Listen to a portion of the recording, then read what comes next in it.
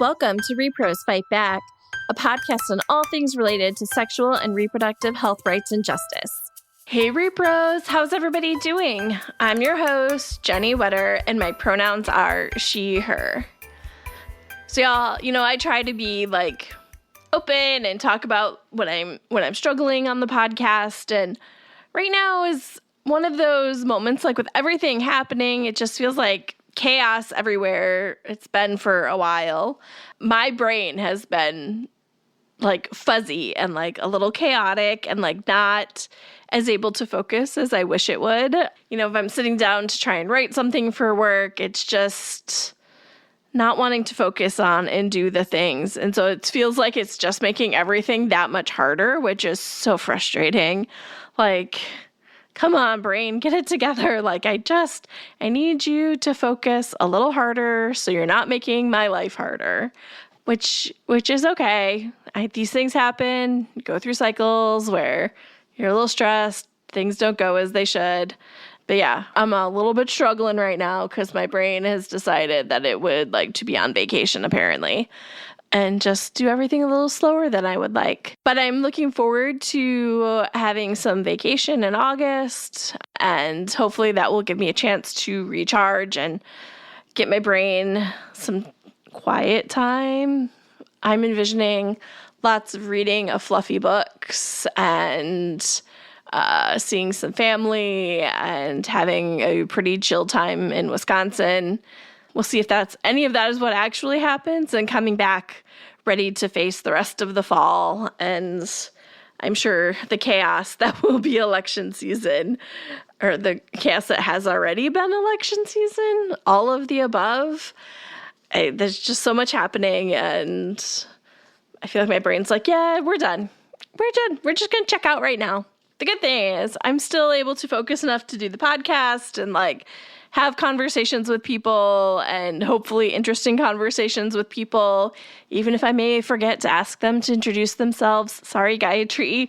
I caught it. It was maybe halfway through the interview, so FYI, I have her introduce herself in the middle, but I figured I'm just going to keep it there because y'all, like I said, my brain has been chaos, and I think everything doesn't need to be perfect, and it's okay if y'all see that everything's not always perfect, and I forget, and these things happen, and it was funny, and I enjoyed just having her to introduce herself in the middle. Sometimes I get so excited to talk to a friend on an episode, or I'm really excited about the topic. Today was both, that I just dove right into the conversation, and we started chatting right away instead of taking that pause to have her introduce herself. Whoops, my bad. I guess with that, might as well just go right into the interview, right? I'm already talking about it. Very excited to have on the podcast today Gayatri Patel. She's with the Malala Institute. She's also a senior fellow with rePROs Fight Back. She wrote a wonderful brief for us looking at sexual and reproductive health in emergency settings. We'll make sure to include a link to that brief in our show notes. And so I'm very excited to talk to her today all about why we need to be talking about sexual and reproductive health in humanitarian settings, why it's important, what we should be doing, and what needs to be done better. So with that, let's go to my interview with Gayatri. Hi, Gayatri. Thank you so much for being here. Hey, Jenny. How are you doing? I'm doing good. It's a little rainy and gloomy today, but I'm doing good. That's great. It's rainy and gloomy here too, but it makes me happy. I enjoy it makes me think of curling up with a good book and just staying inside. Delightful. Exactly. And at least it's not humid and 108 degrees. Yes. Okay, so the other thing that was happening today is when we're recording this, Netanyahu's in town, and it's making me think of Gaza and conflict, and this was the perfect day to have this conversation of sexual and reproductive health in humanitarian or emergency settings. But maybe stepping back, when we talk about emergency settings, what are we talking about? We're talking about emergencies. It could be a conflict like what we're seeing in Gaza. It could be a natural disaster that's led to some form of emergency and crisis. We've seen flooding, we've seen earthquakes, we've seen hurricanes, etc. So it's any kind of setting where there is an emergency and an almost immediate onset of, lack of access to resources and materials that people need to live their daily lives. And I think when things like that happen, everybody immediately thinks of like food, water, shelter, but like that's definitely not the only needs that people have. And I think one of those ones that people don't think of right away are sexual and reproductive health needs. But it's really important to think about that early in an emergency. Can you talk a little bit about why we need to talk about sexual and reproductive health during an emergency? Absolutely. I mean, I think you're right. People tend to think like, okay, food, water, shelter, those kind of like hardcore needs. What they really don't necessarily consider is that, people don't stop having babies. They don't stop getting pregnant or being pregnant. They don't stop getting their period. They don't stop having sex during an emergency. We know this. This is life. This is fact. But at the same time, the resources and the healthcare they need does stop often. When during an emergency, you do see outages and lack of resources to care for basic maternal health needs and so forth. And so how that manifests is, 65% of maternal deaths happen in humanitarian contexts. Pregnancy and childbirth, which is, already dangerous for adolescent girls and for young girls, becomes even more dangerous during an emergency when they don't have access to any care or very limited care. But I think the main reason we have to talk about it and talk about it loudly and from the very beginning of a crisis is that unless we're actually listening to women who are impacted by the crisis, their sexual and reproductive health needs are often just not seen, not prioritized, not responded to, and it becomes a life and death situation. I think that's such an important point to think about is like, you just don't stop being pregnant or stop getting your period. And these things you need to take into account right away because there are medical emergencies or just making sure you have basic access to care. But then there are other problems that creep up that increase during emergencies like gender-based violence. And I know you know a lot about this, so maybe you want to talk a little bit about gender-based violence and child marriage in humanitarian settings? Yeah, I mean, as you said, those practices, those issues tend to increase during an emergency. And there are a number of reasons why. There's, loss of law and order, loss of social safety nets, unaccompanied children are at risk of sexual assault and abuse and exploitation. And so a lot of the issues increase during an emergency. At the same time, the supportive services survivors need decrease or just become very, very limited. And so, when you think about sexual assault and how you would normally respond to it, you would get post-assault medical services. You would get, prophylaxis against sexually transmitted infections. You would get emergency contraceptives to prevent unwanted pregnancies. A lot of that isn't a standard during an emergency. It's not easily accessible all the time. And so unless we're thinking ahead and planning ahead and making sure that access to those resources and support are uninterrupted, we have a whole range of people who have experienced sexual assault or domestic violence or any, other forms of gender-based violence, child marriage, but they're not getting what they need from the responses around them. It's one of those things like thinking about it in advance, like having things prepared already and ready to go is so important. And I think that's something that has, over the last several years, we've been working on it. Like, you've seen this conversation happening more and more and like starting to get to that point where SRHR is incorporated early, but there are still clearly gaps. So what are some of the gaps you're still seeing? Well, we're seeing gaps in, standard access to emergency contraceptives, access to abortion and abortion care. I mean, for a lot of reasons, whether it's, a legal restriction within the host country or, the country where the emergency is taking place, or a legal restriction by a donor who's, funding a humanitarian response, there are so many limitations that can impact access to abortion and post-abortion care. There's lack of investment in health infrastructure. So as soon as, hospitals or clinics or medical equipment are impacted by, say an earthquake or conflict, like an armed conflict, you're out of luck because you don't have those resources anymore.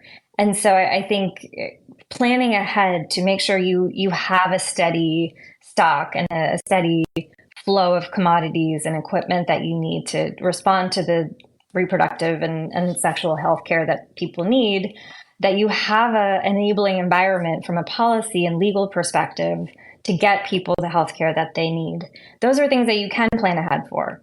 And so we, encourage countries to do that, and for donors in particular to plan around that. Yeah, that is so important, and like making sure that supplies can get to where they need to. I think, we did an episode earlier, I think it was in May, talking about Gaza and like how hard it was to get supplies in, like borders were closing and people weren't able to get like the supplies that UNFPA was trying to get in, or any supplies. We're talking food too, but so it's so important. Like you can't just have the supplies, you have to have the policy at the same time to let the supplies flow.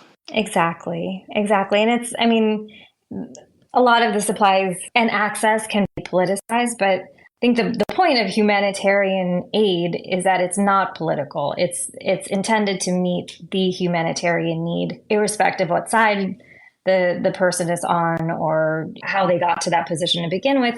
It is meeting a humanitarian need. And if the needs for women and girls are not seen and not planned around, they're not going to be addressed. So unfortunately, access and politicization of access is a big issue when it comes to meeting those needs on the ground. Okay, so what other gaps are you seeing?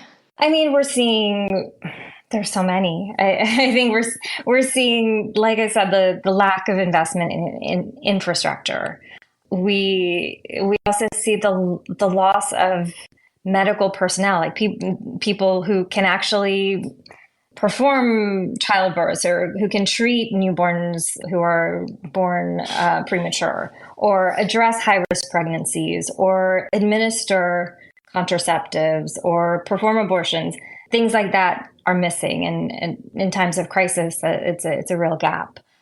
We're also seeing gaps really in terms of addressing mental health needs. And I think that's something that's very underappreciated, particularly in conflict or just in any crisis, that there are mental health needs. There's trauma.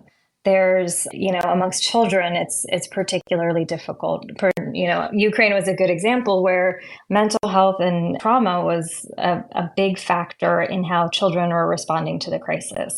And so if there isn't enough mental health care available, what does that lead to in terms of an entire generation or entire population of people who are not getting the support they need?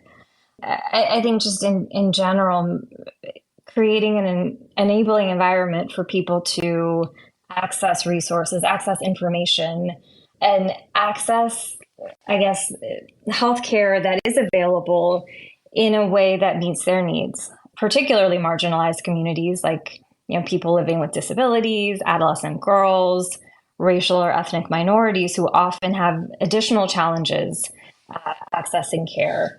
And, as from the response perspective, we really should be figuring out what those needs are and tailoring responses to meet them as well. And so I think there are a lot of gaps in those respects and a lot of responsibility that humanitarians bear when it comes to having effective responses.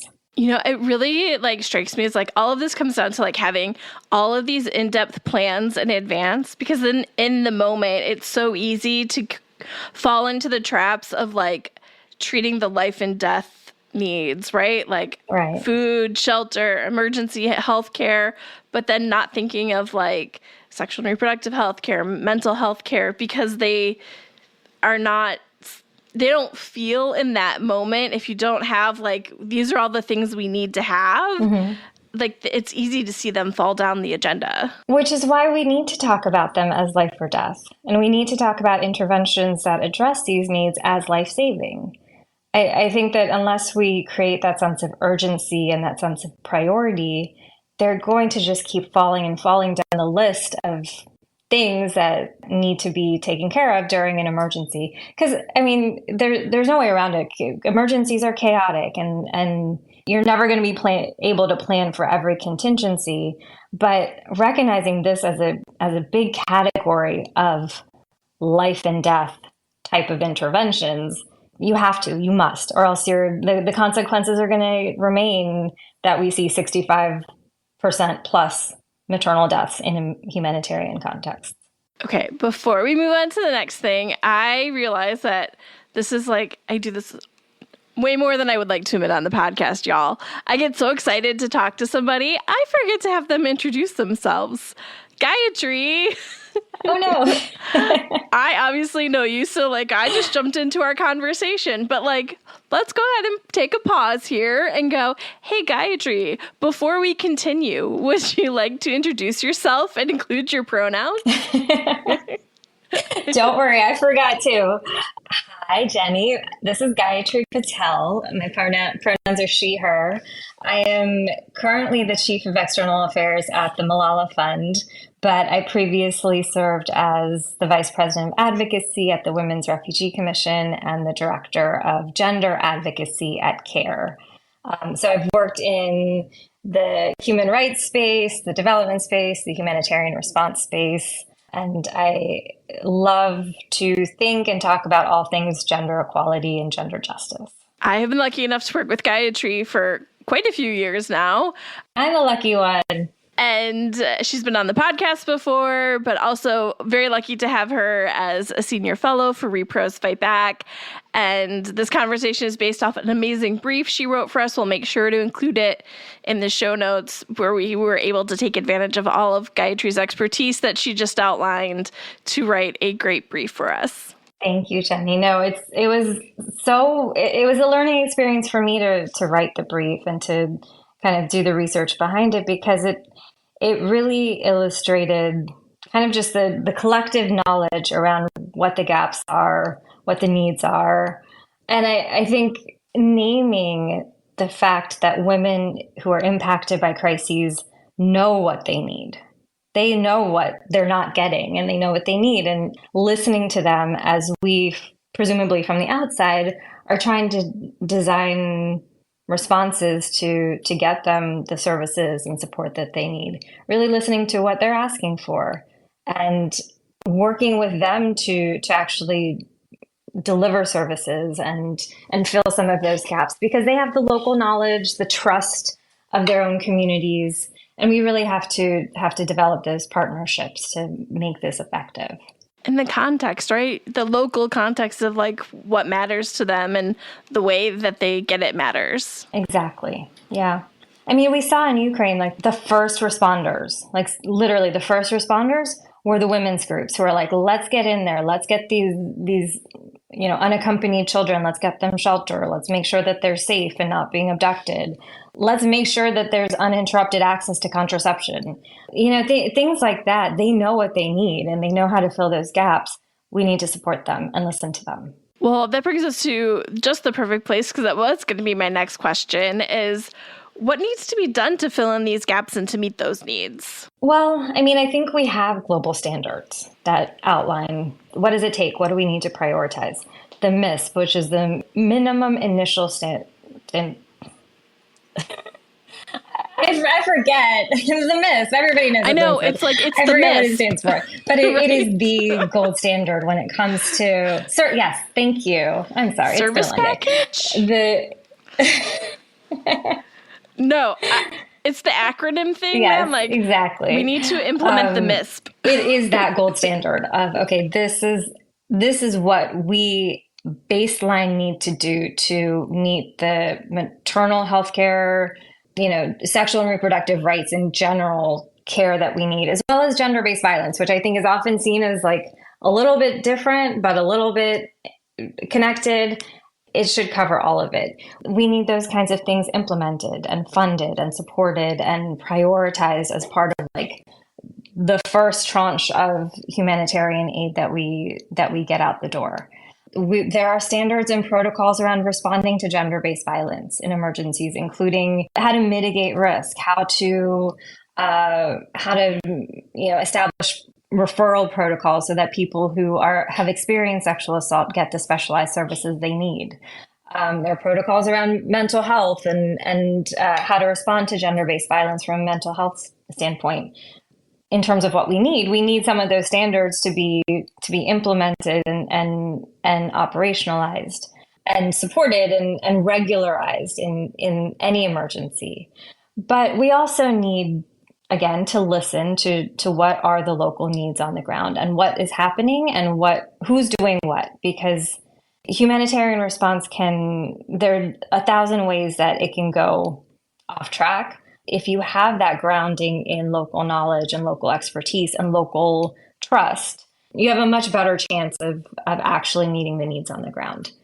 So I think those are the big priorities. And I mean, I think you can't go wrong when you plan ahead, right? Like if you're making sure that all of the levers are in place, all of the commodities are in place, the flow of information and equipment and tangible things and knowledge of all of that expertise is available and set up ahead of time, it makes for a stronger, more responsive and more efficient kind of intervention. And I can only imagine the funding is available, making sure that we are funding humanitarian responses. Oh, absolutely. Did I not say funding? I just assume it's a given, but sometimes we need to be explicit. I totally agree. All of this stuff takes funding, right? We can't support local organizations if we're not actually funding them to do what they do.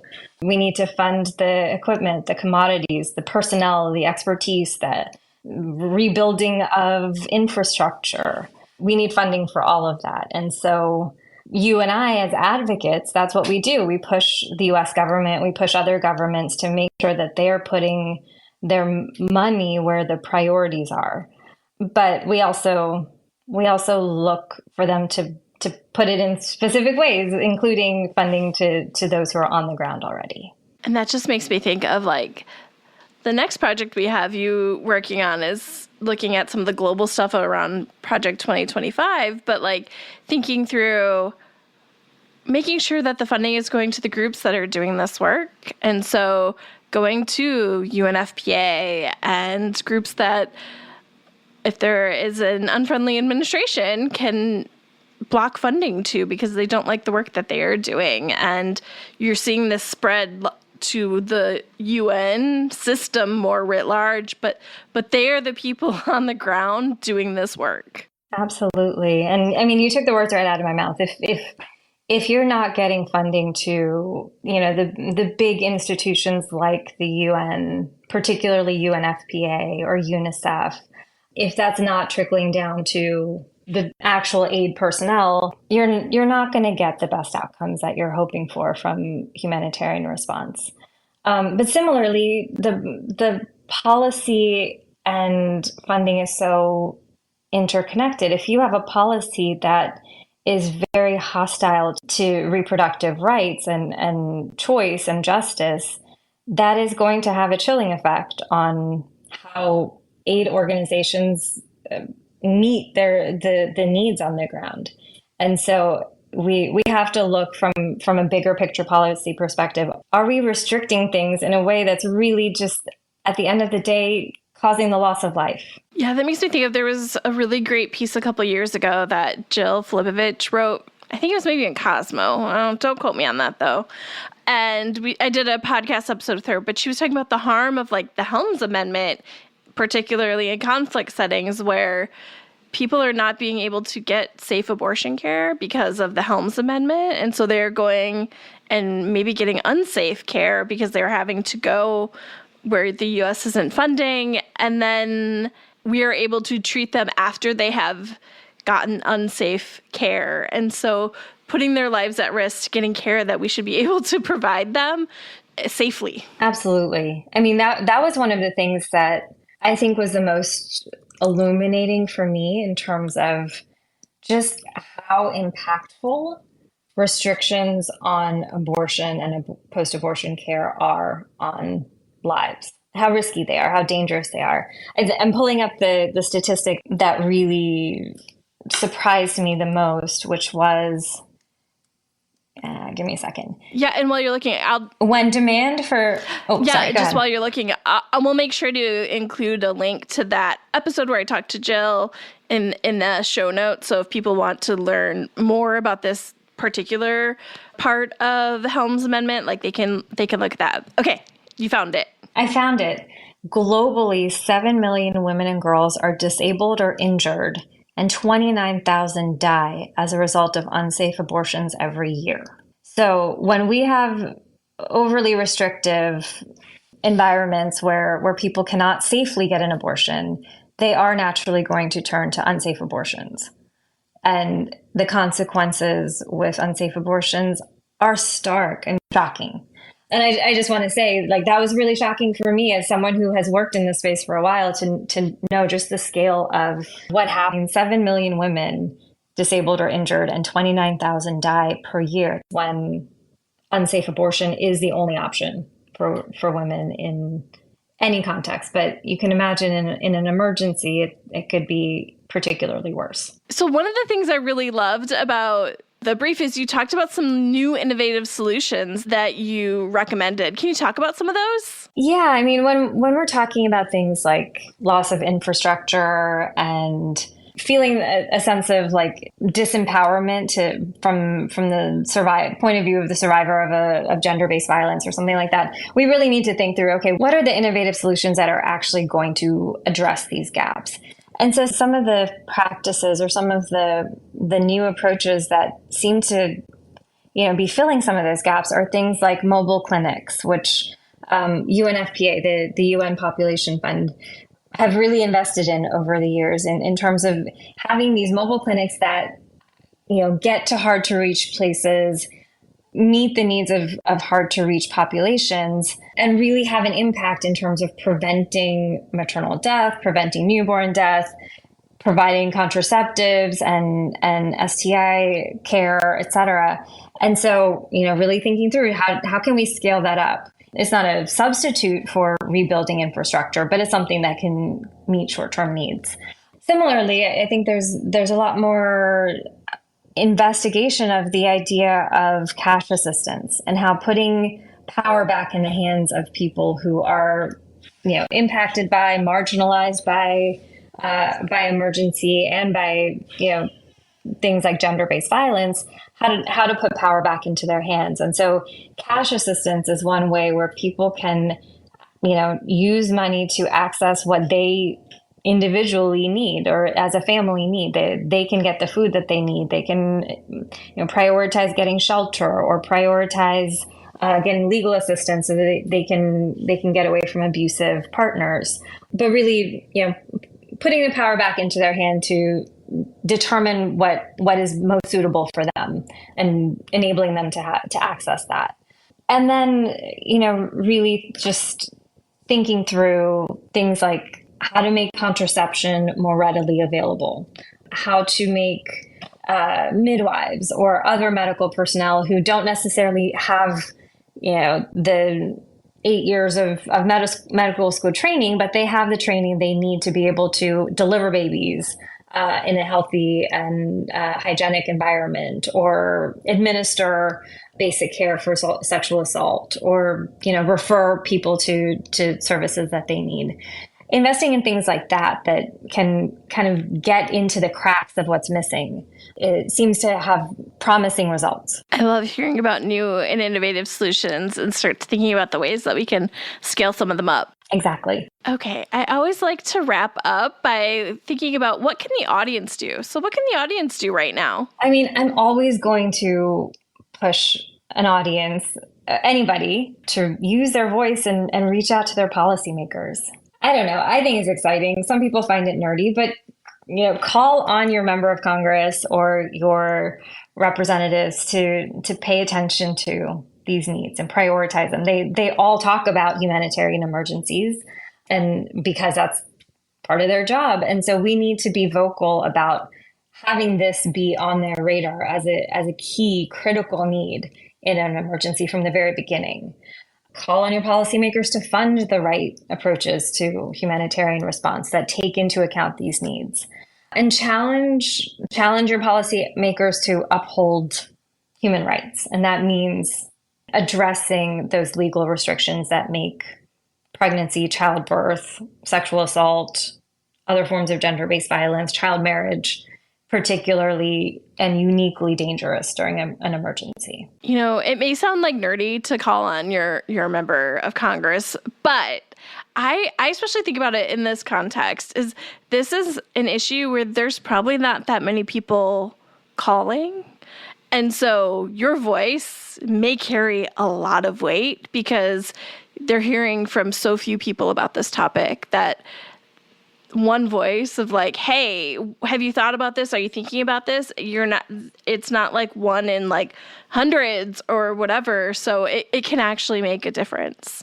Yeah, it really can. And I mean, just speaking about the life-threatening consequences of it, you don't want to over-dramatize, but I don't think this is over-dramatizing anything. We're talking about real people, real lives at risk. And I can't help but find that compelling. And I hope that policymakers would too. Well, Gayatri, as always, it is such a delight to talk to you. Everybody, you should definitely check out Gayatri's brief she wrote for us. It is wonderful. It'll be in the show notes as well. And as always, like I said, a joy. Thank you so much, Jenny. It's such a pleasure to be here. Okay, y'all. I had so much fun talking to Gayatri. It's always delightful when I get to have friends on. It's one of my favorite things to get to show off all of my very super smart friends. I'm so lucky to have so many of them. And yeah, with that, I guess I will see y'all in a week. If you have any questions, comments, or topics you would like us to cover, always feel free to shoot me an email. You can reach me at Jenny, Jennie, at reprosfightback.com, or you can find us on social media. We're at Repros Fight Back on Facebook and Twitter, or Repros FB on Instagram. If you love our podcast and want to make sure more people find it, take the time to rate and review us on your favorite podcast platform. Or if you want to make sure to support the podcast, you can also donate on our website at reprosfightback.com. Thanks all.